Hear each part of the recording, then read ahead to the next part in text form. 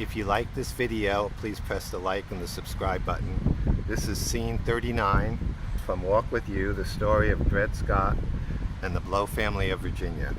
Springfield, Massachusetts, the Chaffee residence. Congressman Chaffee reads that his wife owns Dred Scott. The papers are critical of abolitionist Chaffee, who now owns the most famous slave in America. Chaffee: I need for you to come here immediately. I have something to show you, and you surely have something you need to tell me. What is it, dear? Chaffee: I regard slavery as a sin against God and a crime against man. That being said, it appears that I own Dred Scott and his family. Did I forget to mention that?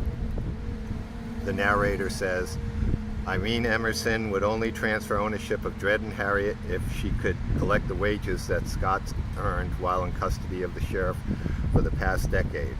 John Sanford, a wealthy businessman, brother who had beaten the Scotts, is committed to an insane asylum in New York. He dies within the month. Harriet Scott: Moses Dixon, the Knights of Liberty have grown to 42,000 strong. It has been 10 years since he met Dred Scott, and they had been organized in St. Louis. They are ready to strike for freedom. A day is set for a national insurrection, but it has become apparent to the leaders that the relationship between the North and the South was becoming so strained that they decided to postpone the uprising. A higher power was at work. After the decision, the United States entered the worst economic downturn in 20 years.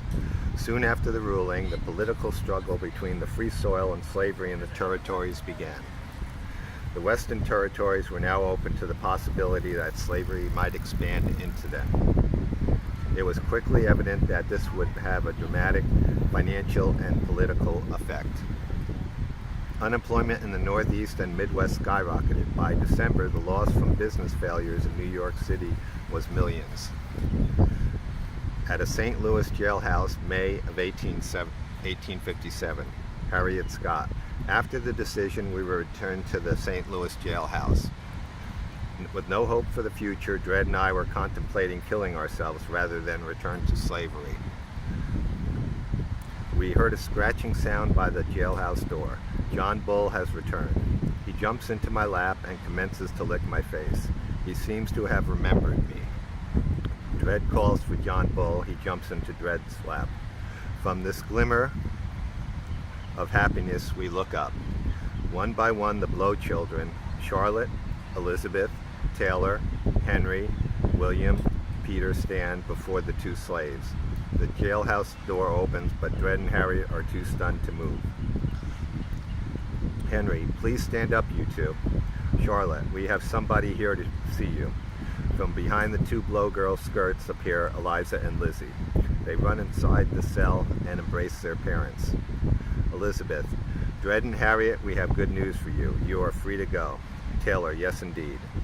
Peter: Dred, we bought and freed your family.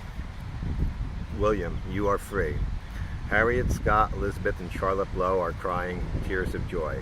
The men are having a hard time fighting back the tears, but are trying to compose themselves. They still have to safely leave the jail and make it home. Dred Scott smiles broadly and sheds a tear. Harriet Scott: We all leave the jailhouse. Dred and the Blow boys shake the hand of the jailer, who during their incarceration had become friends. They all go over to Charlotte and Joseph's house, where they explain what happened. The Blows explain how they went looking for John Bull after he escaped the barn, and after several days found him. Taylor Blow was just a child when his mother and father died in the early 1830s. Dred is sold at this time, tearing the Blow family further apart. It is appropriate that the closest of Dred and his family should give them the freedom. If you like this video, please press the like and the subscribe button. Thank you for viewing.